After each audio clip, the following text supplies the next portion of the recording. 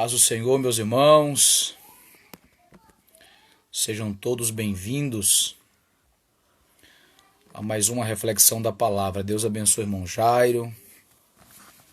Deus abençoe meu amigo, meu mano Ednilson Abreu. Esse camarada é abençoado. Deus abençoe mais gente chegando. Deus abençoe, meus irmãos. Forte abraço a todos. Alegria estarmos juntos, ainda que distantes. Mas estamos juntos. Por meio da conexão da palavra de Deus. Deus abençoe meu irmão Bruno Rocha. Paz do Senhor, querido. Deus abençoe. Meus irmãos, vocês que podem compartilhar, tá? Por favor, compartilhe aí. Abençoa outras vidas por meio da palavra de Deus.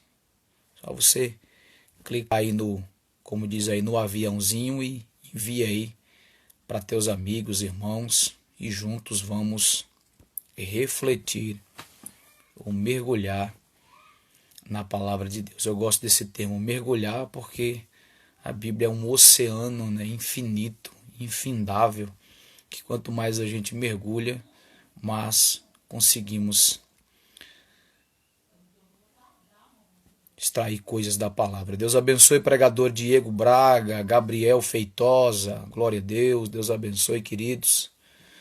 Vamos juntos meditar na palavra. Queridos, então vamos lá. O pessoal vai chegando aí, vai se aproximando aí e vai entrando e se conectando, tá bom? Querido, você que trouxe uma Bíblia, como disse o meu irmão e aí Ednilson Abreu, que já está com caneta e papel, né? Isso, irmão, pode pegar uma canetinha aí em papel e vamos juntos aqui refletir na palavra, tá bom? O texto de hoje, querido, será o Salmo de número 123. Salmos de número 123. Localize aí no seu notebook, net, celular, Bíblia, né? Contanto que você acompanhe a leitura, tá? Está aí o tema de hoje, a visão que te faz avançar ou crescer. E o texto que nós vamos abordar também está fixado aí, Salmos 123. E os 4 versos que diz assim, queridos, tá? A ti que habitas nos céus, eleva os olhos.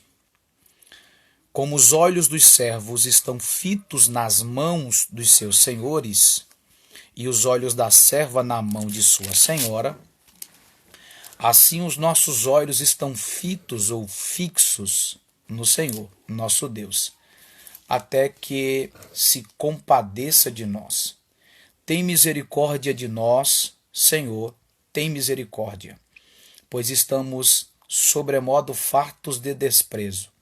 A nossa alma está saturada do escárnio dos que estão à sua vontade e do desprezo dos soberbos. Amém? Eu fiz a leitura na Bíblia da versão, melhor dizendo, ARA, né? Almeida Revista Atualizada. Então, querido, nós vamos aqui refletir ou meditar na palavra do Senhor. Nós queremos falar hoje sobre a visão que te faz avançar. Amados, o Salmo de número 123 é um dos belos salmos que nós temos nesse compêndio poético literário maravilhoso. Quem já leu os salmos, quem já meditou nos salmos, sabe das belezas poéticas que os salmos expressam diante do Deus Todo-Poderoso. Na verdade, há uma variedade de salmos, as suas distribuições, há também as suas conexões e as suas particularidades. O Salmo de número 123, ele faz parte de uma gama de salmos que nós chamamos de cânticos dos degraus, ou cântico da romagem, ou cântico da peregrinação. Então, quando você ver esta associação, cântico dos degraus, romagem ou peregrinação, vai dar exatamente a mesma ideia. Os cânticos de romagem ou cânticos de degraus ou cânticos de peregrinação são exatamente 15, que vai do Salmo 120 ao 129, aí depois dá um salto para o Salmo 130 ao 134. Esses salmos, eles trabalham, né, dentro da teologia exatamente como cântico dos degraus ou cânticos de romagem. Então vamos lá. O que de fato é um cântico do degrau ou peregrinação ou romagem? Eu poderia destacar 3 pontos a respeito desses salmos que tornam clara a nossa compreensão. Primeiro, exatamente já está dizendo, cântico da peregrinação. Era quando os judeus saíam das suas respectivas regiões, cidades, casas, lá na Palestina, para poder ir até Jerusalém. Por isso é chamado de peregrinação. Eles se deslocavam de suas casas, das suas regiões na Palestina, para sentido Jerusalém. Então, essa é a primeira verdade do cântico do degrau. Então é isso aí. Cada judeu, eles se deslocavam para cumprir a adoração ao Senhor por meio dos cânticos nas festas principais que existiam na época. Segundo, você vai perceber, você vai analisar que esses cânticos dos degraus, ou da peregrinação, ou de romagem, eles trabalhavam a ideia dos dessabores em que os judeus passavam, ou seja, dos sofrimentos. A maioria desses salmos vão apresentar situações complicadas, de sofrimento, de problemas em que eles vivenciaram. E à medida em que eles peregrinavam, à medida em que eles caminhavam, eles de fato apresentavam a Deus as suas intempéries, as suas situações e as suas pressões. Terceira finalidade do salmo, do cântico dos degraus, é exatamente a ideia de degraus, subida, que remete a um encontro pessoal, particular e espiritual com o Senhor. Então, os salmos ou os cânticos do degrau, eles indicam peregrinação, deslocamento. Segundo, contavam ao Senhor ou expressavam ao Senhor seus dessabores, suas situações complicadas e complexas. E terceiro, da ideia de subida na vida espiritual, na elevação, chamo de elevação espiritual. Pois bem, este salmo, então, ele pode ser dividido em 3 partes. Vou repetir. O Salmo 123, ele pode ser dividido em 3 partes: soberania, misericórdia e sofrimento. Vou repetir para você massificar melhor. Soberania, misericórdia e sofrimento. Soberania, versos 1 e 2. Misericórdia, versos 2 e 3. E sofrimento, versos 3 e 4. Vou repetir. Soberania, versos 1 e 2. Misericórdia, versos 2 e 3. E sofrimento, versos 3 e 4. Perceba, soberania, misericórdia e sofrimento. Isso nos ensina que, apesar da soberania de Deus e a sua misericórdia, mesmo assim nós passamos ou passaremos por diversos problemas nas nossas vidas, por diversos sofrimentos. Por quê? Porque a soberania e a misericórdia de Deus não nos tornarão isentos de passarmos por catástrofes, por problemas, por circunstâncias desgastantes ou desconfortantes. Prova do que eu estou dizendo é esta pandemia em que nós estamos vivendo de maneira isolada. Lembra do que Jesus disse em João capítulo 16, e o versículo 33? Eu até postei hoje no meu Instagram, no meu Facebook, uma reflexão sobre isso. Jesus disse: e dito estas palavras, disse isso para que tenhas paz em mim. No mundo, ambiente, tereis aflições, sofrimento, mas tem de bom ânimo, animosidade. Eu venci o mundo, garantia. Então veja que Jesus já tinha alertado a sua igreja, os seus discípulos, a respeito das grandes situações em que viveríamos neste mundo, ou seja, aflições. A palavra aflições usada por Jesus em João 16:33, ela está ligada a pelo menos 6 palavras: pressão, opressão, aflição, tribulação, perseguição e compressão. Então, o que Jesus estava nos ensinando é que no mundo nós sofreremos opressão, aflição, tribulação, perseguição, compressão, né, de todo tipo, mas tem de bom ânimo. Por quê? Porque ele venceu o mundo. Logicamente, alguém assim assevera: nós venceremos também. Isso não pode ser dito mediante o texto, porque é um acréscimo, mas poderemos crer de forma cabal que, assim como Jesus venceu o mundo, ele que é a nossa garantia, nos dá possibilidade também de vencermos. Então veja que os sofrimentos sempre vão estar na nossa vida. O que disse 1 Pedro capítulo 4, versículo 12? Amados, não estranheis a ardente prova que vem sobre vós para vos tentar. O próprio Jesus disse em Mateus capítulo 5, versículos do 10 ao 12, a respeito da bem-aventurança, ou das bem-aventuranças daquele que sofre. Então veja, soberania de Deus, a misericórdia não impede de você viver os sofrimentos. Então veja, apesar do sofrimento, dos sofrimentos que vivemos, versos 3 e 4 do Salmo 123, nós poderemos, mediante o texto nos remete a caminharmos dentro de 3 coisas. Quais? Olhar para Deus, verso 1. Confiar em Deus, verso 1 e verso 2. E esperar em Deus, verso 3. Veja, 2 delas não estão explícitas no texto, que é esperar e confiar.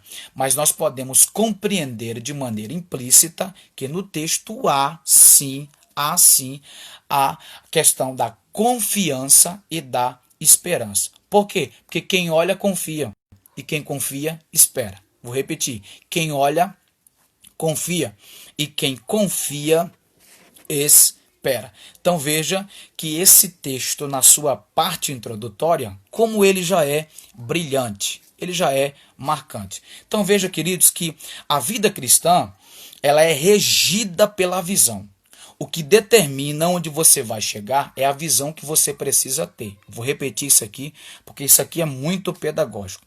A vida cristã é regida pela visão. O que determina onde você vai chegar é a visão que você precisa ter. Isso aqui, gente, é muito interessante. Por quê? Porque você avança quando você tem uma percepção diferente. Quando você consegue enxergar de forma diferente. Eu sempre costumo dizer que existem 2 coisas que nos colocam na rota, na estrada da realização. Quais? Visão e oração. Visão e oração. O que é visão? Visão é o foco estabelecido. O que é oração? É a base daquilo que você estabeleceu. Pastor, por que não oração e não visão? Porque o que me faz ir além, primeiro, é o objetivo que eu traço. E o objetivo que eu traço é mediante a visão, é o que eu foco. A oração, ela me calça, ela me dá base para sustentar o propósito pelo qual eu estou caminhando. Diante disso, não adianta ter visão e não basificar essa visão pela oração. E não adianta orar se você não tem propósito. Jesus, todas as vezes que falou de oração, ele estabeleceu um propósito na oração. Ninguém pode orar por orar, gente. Precisamos orar com propósito. Lembra de Mateus 6,6? Tu, pois, quando orares, entra no teu quarto, privacidade, e ora ao teu pai, intimidade, que te ver em secreto, segredo, e o teu pai que te vê em secreto te recompensará. Veja só, há privacidade, há intimidade, mas também há objetividade. Por quê? Porque não existe oração sem objetividade. Então, o que me faz avançar, ou o que me coloca na rota da realização, é visão e oração. Primeiro, você enxerga. Segundo, você calça aquilo que você está enxergando, aquilo que você quer que se realize na sua vida pela oração. Já dizia Miles Monroe, a visão é o combustível do progresso, ou a visão é o combustível para o progresso. Ninguém avança, Ninguém vai além, ninguém vai adiante, gente, sem visão. Entenda isso. Então, mediante isso, ou imbuídos disso, precisamos entender no mínimo 4 coisas para a gente já entrar no texto aqui, tá? Eu estou introduzindo a mensagem. Para a gente entrar no texto. 4 verdades precisamos aprender. Quais? Número 1. Precisamos orar como Esdras. Como assim, pastor? Esdras capítulo 9, versículo 8. Esdras disse assim, ó: Senhor, alumia ou ilumina os nossos olhos, para que possamos gozar do teu favor vivendo na escravidão. Isto é, Esdras estava de maneira fiel, cabal, pedindo, orando, suplicando a Deus para que a nação e o povo em si que estavam voltando do cativeiro, eles tivessem a visão iluminada para poder não ser mais escravos, mas viver libertos de Deus, por Deus e para Deus. Então a primeira coisa que a gente aprende sobre visão é exatamente isso, é orar para Deus abrir ou iluminar a nossa visão. Segundo, precisamos entender que a visão ela pode te levar para rotas tanto boas quanto más. Escute que eu vou pausar a minha fala nesse momento. Escute. Primeiro nós precisamos orar para Deus abrir a nossa visão.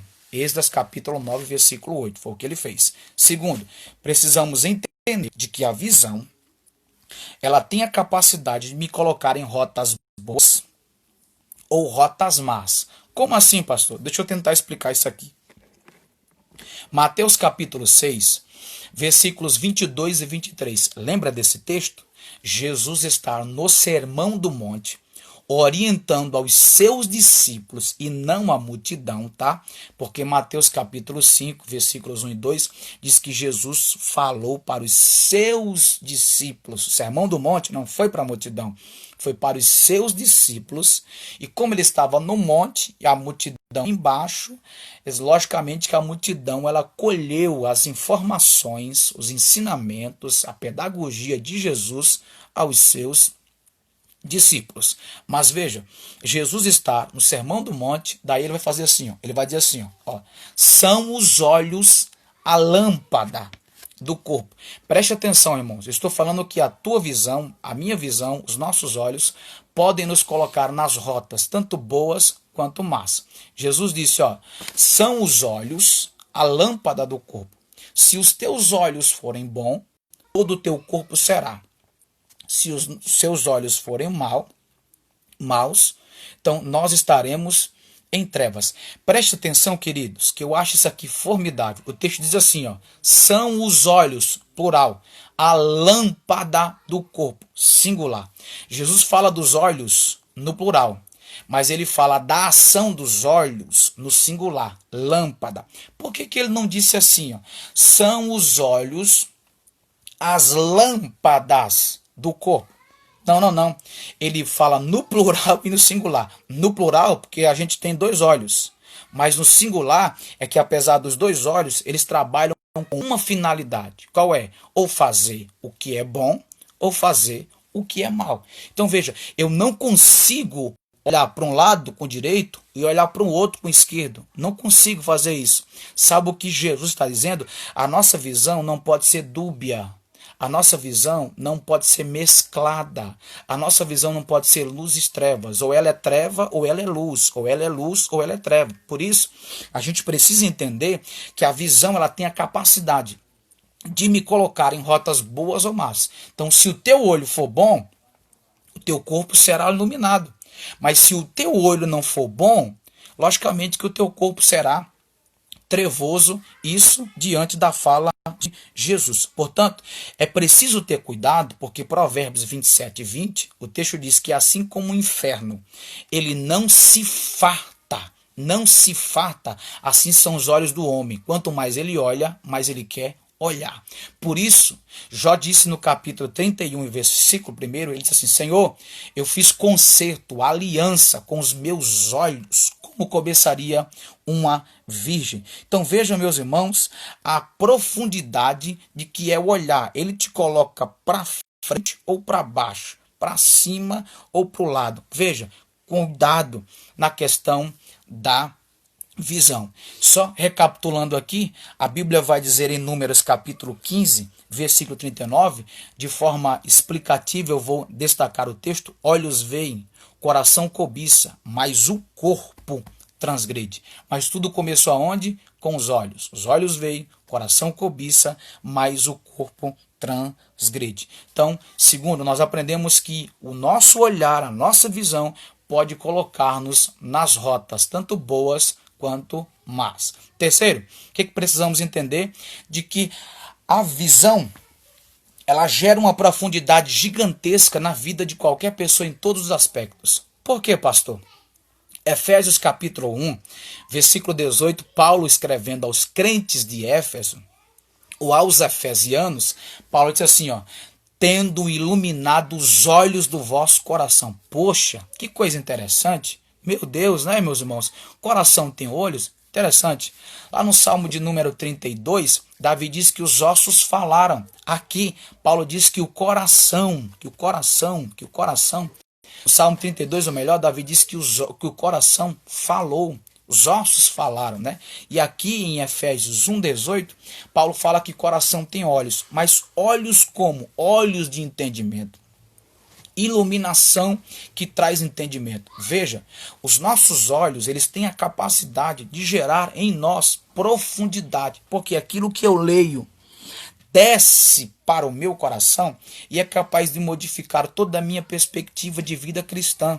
Por isso, o Salmo 119 e o verso número 18, o salmista disse: desvenda os meus olhos para que eu contemple as maravilhas da tua lei, Então vejam, meus irmãos, é muito importante nós termos visão. Estou passando para você a informação de que precisamos ter muito cuidado com as nossas visões. Precisamos orar para Deus iluminar os nossos olhos. Deus abençoe, irmã Juliana, bem-vinda. Deus abençoe, tá, minha irmã? Todos vocês que estão aí, sejam bem-vindos, tá? Então, precisamos orar para Deus iluminar a nossa visão. Precisamos entender de que a nossa visão tanto pode nos colocar nas rotas boas ou más, já foi explicado. Terceiro, precisamos entender de que a visão gera uma profundidade gigantesca na minha vida espiritual. E quarto, precisamos entender que uma das ações do ministério de Jesus é exatamente restaurar a nossa visão. Lembra de Lucas 4,18? Quando Jesus pega o livro, o que Jesus disse assim, eu vim dar uma série de coisas que ele veio. E uma delas é restaurar a visão. Foi isso que ele fez em Marcos capítulo 8, versículos do 22 ao 26, quando restabeleceu, quando trouxe a visão para aquele cego que vivia lá na região de Betsaida. Lembra de Bartimeu, trouxe visão para ele. Lembra de João 9, quando ele cura um cego de nascença. Em João 9,39, Jesus disse: eu vim para trazer juízo. Os que vêm eu tiro, e os que não veem eu dou visão. Então Jesus cumpriu cabalmente o seu ministério, trazendo visão e visão espiritual, dimensional.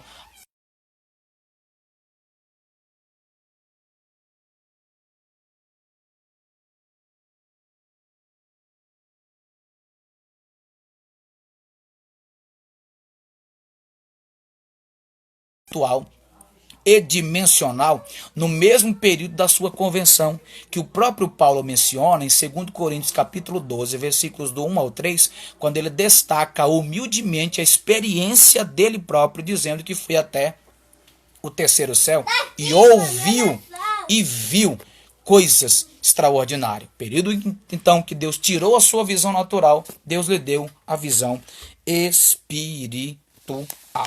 Então, minha gente, entendendo essas verdades sobre a visão, então, que de fato é a visão que te faz avançar? Preste atenção que eu não esqueci o texto que nós lemos.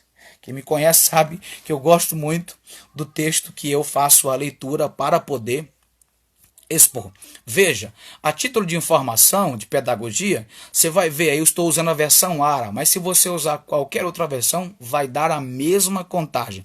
A palavra olhos está mencionada no texto 4 vezes. verso 1, verso 2, duas vezes, e o verso de número 3. Então vejam, meus irmãos, verso 1, verso 2, 3 vezes. Então, a palavra olhos está mencionada no texto 4 vezes, dando-nos assim a grande importância de termos visão espiritual. Então veja, o que é então a visão que te faz avançar nesse texto? Vamos lá, vai. Primeiro, a visão que me faz avançar, que te faz avançar nesse texto, é uma visão que foca a pessoa de Deus. Vou repetir. A visão que me faz avançar, a visão que me faz crescer, a visão que me faz ir além nesse texto, é a visão que foca na pessoa de Deus. Preste atenção. Olha o verso de número 1 do Salmo 123. A ti, que habita nos céus, que habitas nos céus, eleva os olhos. Preste atenção, queridos. Há versões que vai dizer assim, ó, a ti, que está entronizado nos céus, elevo os olhos. Há outras versões que vai dizer, a ti, que moras nos céus, elevo os olhos. Tudo vai dar a mesma ideia. Preste atenção que nós temos 3 lições que eu considero, irmãos, formidáveis no verso 1. Primeiro, nós temos a pessoa de Deus. Olha o que ele diz, a ti. A ti aqui é pessoa, está relacionada ao próprio Deus. Segundo, ao lugar em que Deus habita, está. O verbo hebraico habitar aqui é morar. Dá ideia na sua variante de assentar. Aonde? Nos céus. Por isso que é uma versão que vai dizer assim, ele está entronizado. Entronizado. A palavra entronizado está dizendo, ele está entre, no meio do trono. Ou seja, o trono é sustentado por aquele, ou pelaquele, ou melhor dizendo, que está assentado no trono. O trono de Deus, ele tem 2 bases. Quem diz isso não sou eu, é o salmista.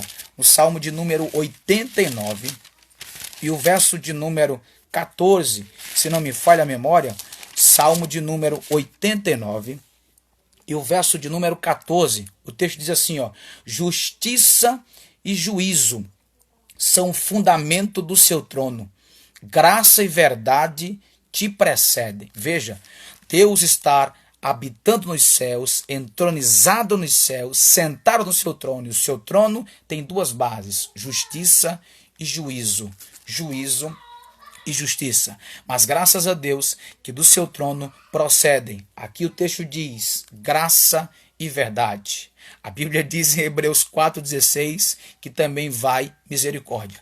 Então o trono de Deus onde ele está sentado é fixado sobre justiça e juízo. Mas diante do trono, o trono emite para nós graça, misericórdia e verdade. Graça, misericórdia e verdade. Então veja, o que o salmista está dizendo assim, ó, eleva os olhos a ti que estás nos céus. A grandeza deste verso não está, meus irmãos, apenas nos olhos, mas na expressão que o salmista usa, elevo, do verbo elevar. A palavra elevar no hebraico aqui significa carregar, suportar, sustentar ou aguentar. Sabe o que o texto está nos ensinando? Olha o que ele diz, a ti, pessoa, Deus, que habitas nos céus, o lugar onde a pessoa habita, Deus, eleva os meus olhos. Sabe o que ele está dizendo? Eu olho, elevo para aquele que tem a capacidade de me sustentar, de me aguentar, de me suportar, de me carregar. Que coisa interessante. Se você quer avançar, você precisa entender que a sua visão precisa focar aquele que tem a capacidade de te carregar, de te suportar, de te aguentar, sabe? De segurar você e te fazer caminhar ou ir além. Isto é, meus irmãos, muito interessante. Deixa eu te falar uma coisa. Existem pessoas que querem avançar, que querem crescer, que querem melhorar na vida olhando para outras pessoas. Guarde isso no seu coração. Você nunca vai mudar crescer olhando para os outros. O modelo para nosso avanço, para o nosso crescimento é o Senhor Deus. É Ele quem garante todo o sucesso do progresso, da produtividade ou da viabilidade que você está caminhando. Meu irmão, ninguém olha, ninguém muda, ninguém avança, ninguém cresce baseando-se em experiências alheias de outro. Não, Deus fez na vida de fulano de tal, vai fazer na minha. Não, não, não, não, não. Nós precisamos avançar olhando para o originador da bênção. Nós precisamos avançar olhando para aquele que tem a capacidade de nos mudar internamente e de nos fazer avançar. Lembra da experiência de Isaías, em Isaías 6? Lembra? Isaías não mudou olhando para os outros. Ele disse: eu vi o Senhor assentado sobre um alto e sublime trono. Eu vi o Senhor. Veja que ele está dizendo assim: a visão que eu tive de Deus me fez entender quem de fato eu sou.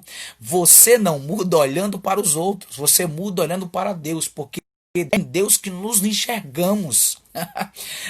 Nós temos a tendência de olhar para os outros e achar erros, e olhar para nós e pela natureza pervertida e pecaminosa que há em nós, de que somos melhores. Mas quando olhamos para Deus, a gente entende o quanto nós somos pecadores. Lembra, meus irmãos, de Lucas capítulo 5, versículo 8, após a pesca extraordinária, quando Pedro viu Jesus, ele disse assim: afasta-te de mim, porque eu sou pecador. Ele não olhou para os outros. Ele olhou para Cristo, e à medida que ele olhou para Cristo, ele percebeu a sua pequenez, a sua fragilidade, o seu pecado e a sua fraqueza, e pediu para Deus, pediu para Jesus se distanciar. Apesar do pedido em que Cristo se distanciasse, Jesus, com a graça verdadeira, abraçou Pedro e mudou a sua vida. Então escute, meu irmão, quer avançar? Olhe para aquele que tem a capacidade de te carregar. Olhe para Deus. Segundo o livro das Crônicas de Israel, capítulo 20, versículo 6, olha o que Josafá diz: Senhor, em nós não há força, porém, o texto vai dizer assim, ó, segundo Crônicas, capítulo 20, versículo 12, é o melhor. Josafá diz assim: Senhor, diante de nós está essa grande multidão, porém os nossos olhos estão postos em ti. E eles receberam a vitória. O que diz Isaías capítulo 45, verso 22? O texto diz assim, ó, olhai para mim, diz o Senhor, e sereis salvos. Lucas capítulo 4, versículo 20, quando Jesus abriu o livro na sinagoga, o texto diz: e os olhos de todos estavam fitos nele. Aleluia. Olhe para ele, meu irmão. Não olhe para a direita nem para a esquerda, como foi o conselho dado a Josué. Não, não, não, não. Olhe para ele, Hebreus 12, 2, olhando firmemente para o autor e consumador da sua fé. Não olhe para as circunstâncias, não olhe para as pressões, não olhe para os problemas, olhe para aquele que tem a capacidade de te carregar e te conduzir para o triunfo e para as realizações segundo o beneplácito dele nas nossas vidas. Lucas capítulo 9, versículo 62, Jesus disse assim, ó, quem põe a mão no arado e olha para trás, desfocou a visão, não é apto para entrar no reino de Deus. Irmão, abrace a causa, continue olhando para aquele que é o Todo-Poderoso, que é o grande, que é o eterno, que é o poderoso, que é o vasto, que é o soberano. Então, primeiro ponto, você quer avançar mediante a visão, foque na pessoa certa. Quem é a pessoa certa? Deus, o soberano, o grande, o extraordinário e o vasto. Então preste atenção, meus irmãos, que Deus é aquele que é soberano e consegue, pela sua capacidade extraordinária, de nos carregar. Quando ele diz eleva os olhos, está dizendo assim, ó, eu olho para aquele que tem a capacidade de me guardar, de me suportar, de me ajudar. Só quem te suporta, meu irmão, fala sério, é Deus. É difícil a gente admitir que a gente é chato, né, irmãos? Mas quando a gente olha para Deus, a gente entende que Deus tem a capacidade ilimitada de nos carregar, de nos suportar em todos os aspectos. Então veja, meus irmãos, que a primeira verdade que o texto nos ensina a respeito da visão é de que precisamos focar a pessoa certa, que é Deus. Deus, ele tem a capacidade de nos carregar, de nos suportar e de nos sustentar. Lembra de Deuteronômio capítulo 8, versículo 3? O texto diz que ele sustentou Israel com maná. 1 Reis 17:4, ele sustentou Elias através de corvos lá no ribeiro de Quirite, né? A Bíblia diz em Esdras 9:21 que ele sustentou Israel no deserto. Esse é o Deus que nos sustenta. O que diz a Bíblia no Salmo 51, verso 12? Sustenta-me, Davi diz, com espírito voluntário. Aleluia. O próprio Jesus disse em Mateus 6:26 que ele sustenta as aves do céu. Então, meu irmão, creia. Olhe para aquele que tem a capacidade de te sustentar, de te carregar, de te segurar em todas as dimensões, em nome do Senhor Jesus. Aleluia. Glória a Deus. Então veja, primeiro, a visão que te faz crescer é uma visão que foca a pessoa certa. Quem é a pessoa certa? Deus. Segundo, a visão que nos faz avançar é a visão que foca nas mãos do Deus Todo-Poderoso. Deixa eu ler para você o verso de número 2 novamente. Olha o que o texto diz, ó. Como os olhos dos servos estão fitos nas mãos dos seus senhores, e os olhos da serva na mão de sua senhora, assim os nossos olhos estão fitos no Senhor nosso Deus. Bendito seja o nome do Senhor para todo sempre. Que lição, queridos! Nos países do Oriente era comum os senhores transmitirem ordem aos seus servos por meio de gestos, de gesticulação. Então, cada servo, ele tinha uma finalidade de estar olhando para as mãos dos seus senhores. Porque, vamos dizer assim, os gestos, as mãos dos senhores falavam. Eles davam ordens por meio das mãos. E os servos sabiam que das mãos dos seus senhores vinha o quê? Vinha proteção, vinha suprimento, né? Vinha tudo aquilo que alimentava a vida deles no sentido secular.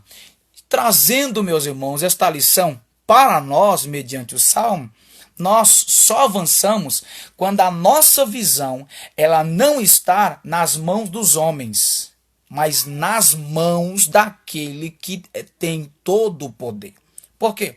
Lembra do que disse o apóstolo e presbítero Pedro, no capítulo 5, versículo 7 da sua carta, ele diz assim, ó, humilhai-vos, pois, debaixo da potente mão de Deus, para que no seu tempo ele vos exalte.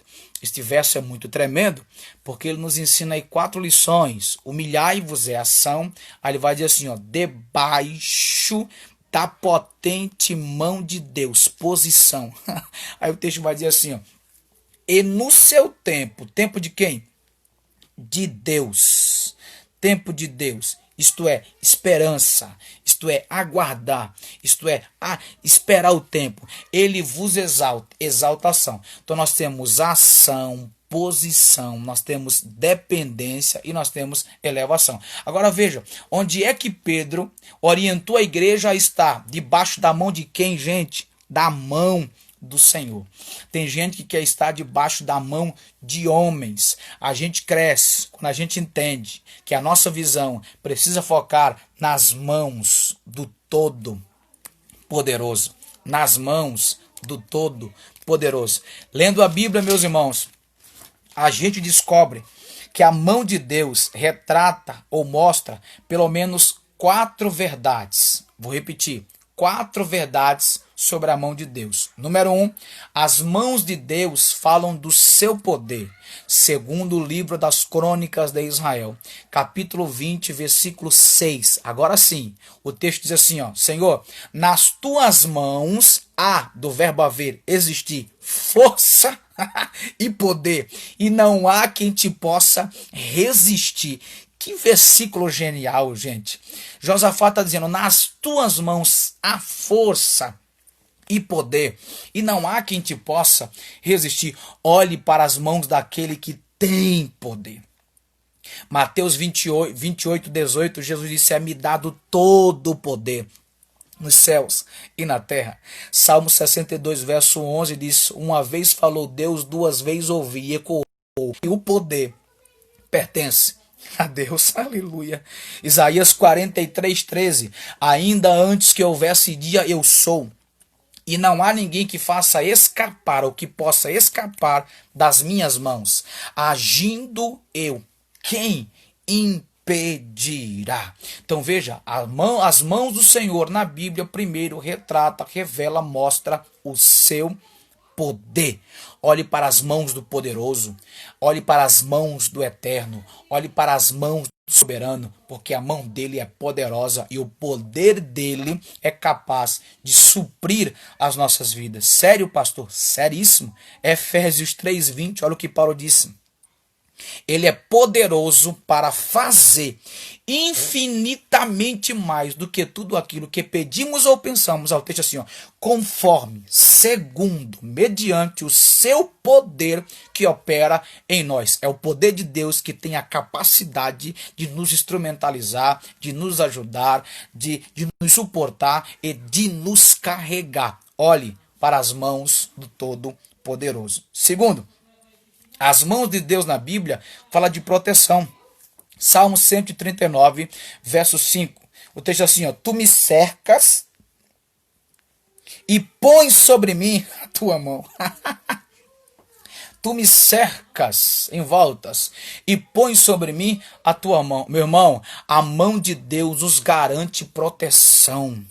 Creia no poder protetor das mãos do Senhor. A visão que te faz avançar é uma visão que você foca na proteção que vem de Deus e não na proteção que vem dos homens. Jeremias 36, 26, procuraram Jeremias para matar. Aí o texto diz: e o Senhor os escondeu. Sabe o que é? Protegeu. Ele é poderoso para te guardar, te proteger dessas ciladas, dessas investidas, dos dardos inflamados do maligno e de todas as ações controversas do inferno contra a sua vida. Receba esta palavra de Deus para o seu coração. Terceiro, a mão de Deus fala-nos de direção. Salmo 139, verso 10, parte A. Até ali a tua mão me guia. Oh, meu irmão, faça ou enxergue a mão daquele que tem a capacidade de te dirigir. Crente não é dirigido por horóscopo, crente não é dirigido por tarô, crente não é dirigido por profetas mentirosos. Crente não verdadeiro que ama a palavra não é induzido, não é engodado por profetas mentirosos de lies por aí, te entregando revelamento. Não, não, não, não.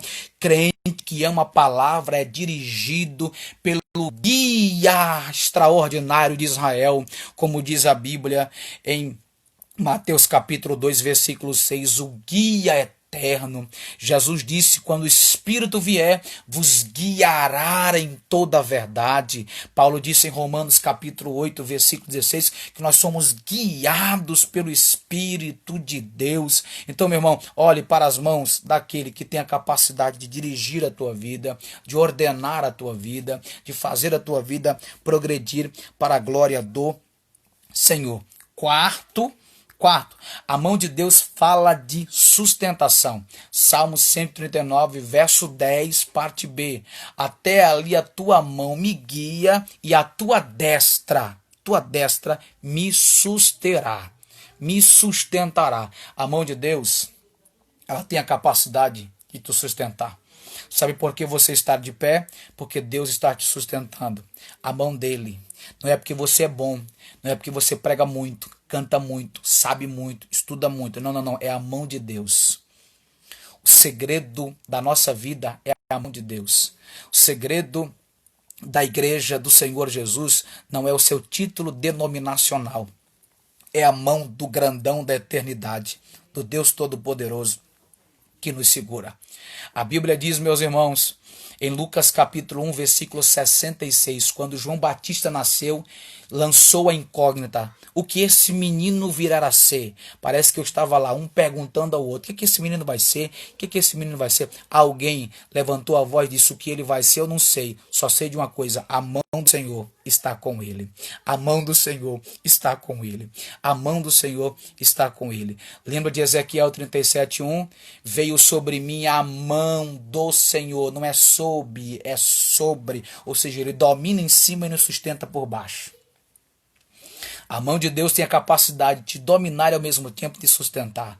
A igreja crescia poderosamente, Atos 11:21, porque o texto vai dizer, quando chegou em Antioquia, e a mão do Senhor era com eles. Eu tenho uma palavra de Deus mediante a Bíblia para te dizer: você vai vencer, você vai avançar, você vai chegar lá, porque a mão do Senhor está sobre você e embaixo de você, sobre você te instrumentando, mas embaixo de você te segurando para você não cair, porque ele te sustenta poderosamente para a glória do seu nome. Então, queridos, primeiro, a visão que te faz avançar é a visão que foca na pessoa de Deus. Olhe para Deus e ele te carrega. Segundo, a visão que te faz avançar é a visão que você foca nas mãos de Deus. As mãos de Deus revelam seu poder, sua proteção, nossa direção, revela seu poder, nossa proteção, nossa direção e nossa sustentação. E para escorregarmos, para terminar, a nossa visão nos faz crescer, avançar, quando nós focamos na misericórdia de Deus. Olha o que o texto diz, tá? Não é o pastor, é o texto. Olha o que o texto diz. Verso de número 3. Tem misericórdia de nós, Senhor. Tem misericórdia. Perceba que ele pede misericórdia 2 vezes. Só que no verso de número 2, ele vai dizer assim, ó: estão fitos no Senhor nosso Deus até que se compadeça de nós. Então, nós temos 3 expressões de misericórdia. Então, escute, meu irmão. Quer avançar mediante a visão? Olhe para Deus. Segundo, quer avançar? Olhe para as mãos de Deus. Terceiro, quer avançar? Olhe para as misericórdias de Deus. O termo misericórdia aqui no hebraico dá a ideia de gracioso, e uma graça que é oriunda das suas entranhas. É um favor que é vindo de dentro de si. Por isso Isaías 63:15, Isaías diz: Senhor, olha para nós desde a tua santa morada, do lugar em que tu habita, no lugar em que tu habita, e das tuas entranhas faz vir até nós a tua misericórdia e nos detenha.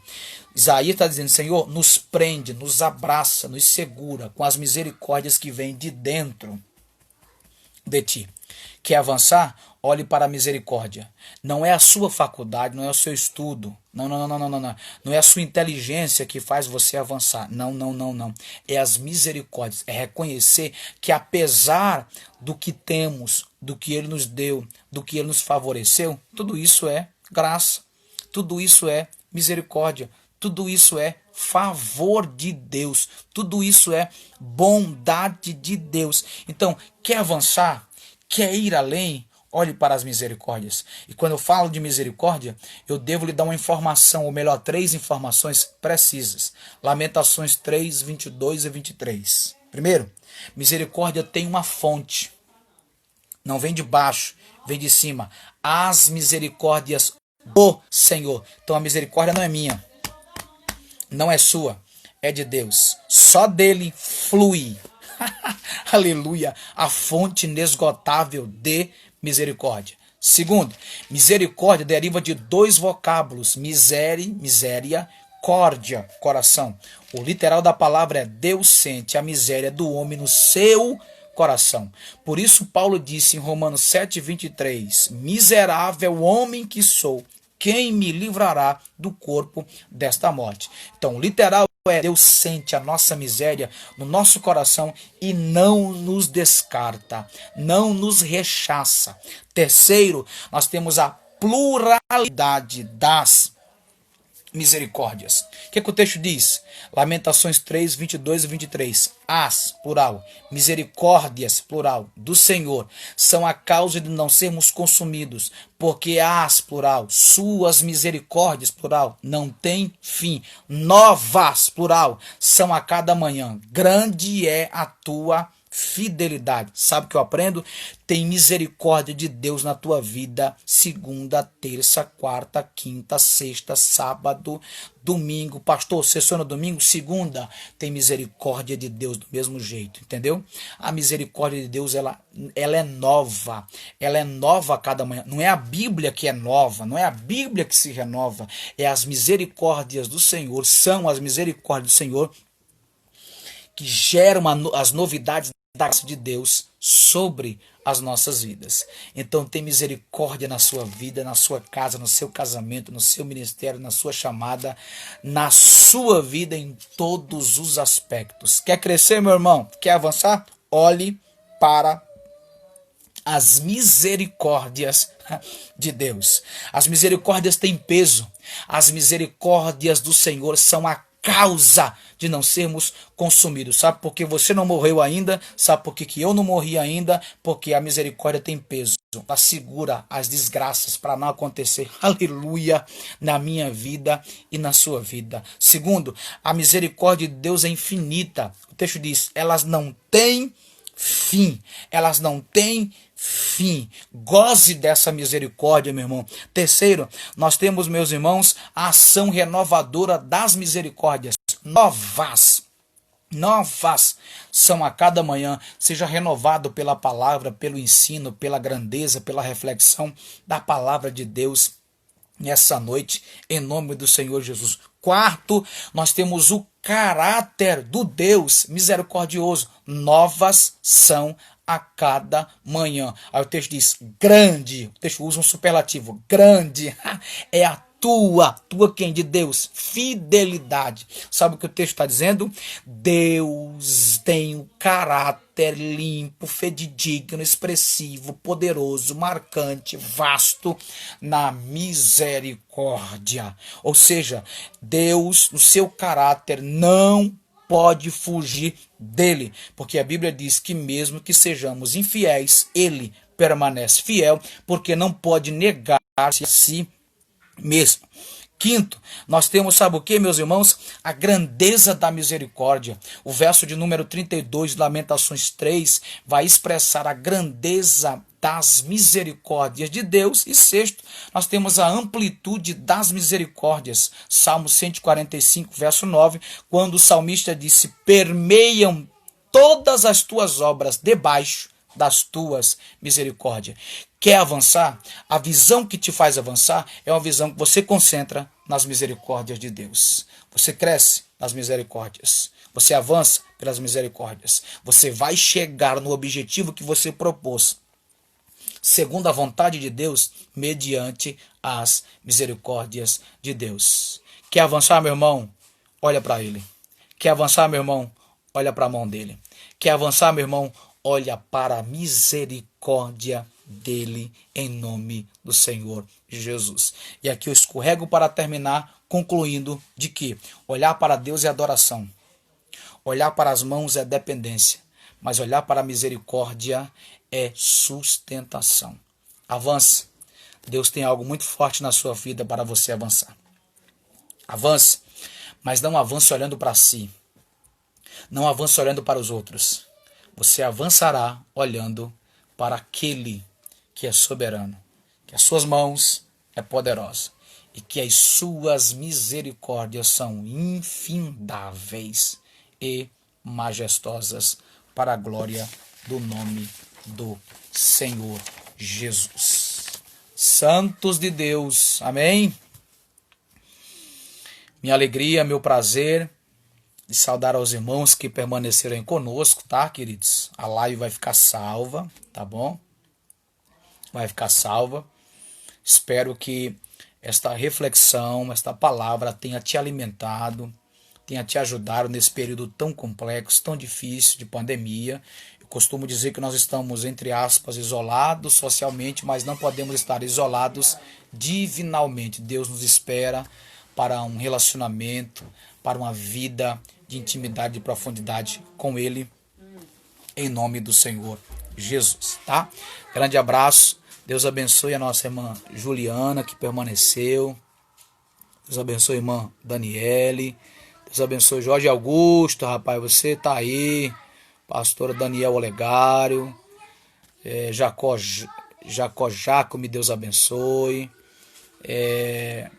a Yara França, Deus abençoe, tantos outros irmãos que entraram aí, permaneceram conosco até o final da nossa live, tá? Queridos, estamos juntos aí, tá? Semana que vem temos mais reflexões de Deus. A intenção é abençoar a tua vida, tá? O teu casamento, o teu noivado, a tua vida espiritual, a tua vida em todos os aspectos. É a palavra de Deus para o seu coração. Se você pode, querido, compartilhe essa palavra, tá? Compartilhe essa live. Chama teus amigos, compartilha aí.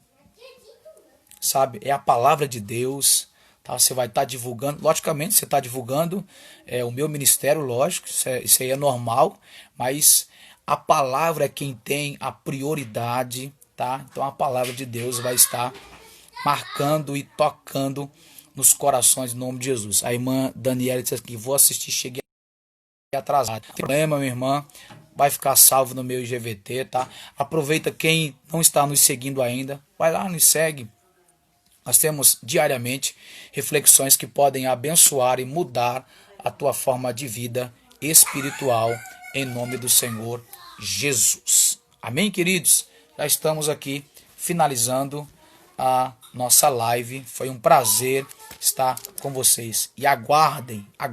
Em breve estaremos fazendo uma série de lives sobre intimidade com Deus, vivendo de maneira profunda. Vai ser maravilhoso, vai de fato mudar as nossas vidas ou nos dar as diretrizes mediante a palavra para termos um relacionamento mais afinado, né, com Deus. Como diz Jeremias 29:12, e passareis a orar a mim e eu vos ouvireis. Orar a mim e eu vos ouvireis. A comunicação por meio da oração. Então, gente, vai vir coisas boas aí em nome do Senhor Jesus. Tá bom, queridos? Que a mão de Deus esteja sobre cada um de vocês, fazendo maravilhas grandiosas em nome do Senhor Jesus. Nós vamos esperando aqui concluir para abençoar mais vidas em nome do Senhor Jesus, tá? Vai aí, compartilha. Deus abençoe mais irmãos que estão chegando. Deus abençoe meus irmãos. Fiquem todos na paz do Cristo vivo. Não sei se Deus abençoe Gustavo. Deus abençoe. Ótimo final de semana para todos. E lembrem, meus irmãos, a palavra de Deus é a nossa base maior em nome do Senhor Jesus. Deus abençoe a todos. Que a mão do Senhor esteja estendida de maneira poderosa a todos. Deus abençoe, queridos. Amém.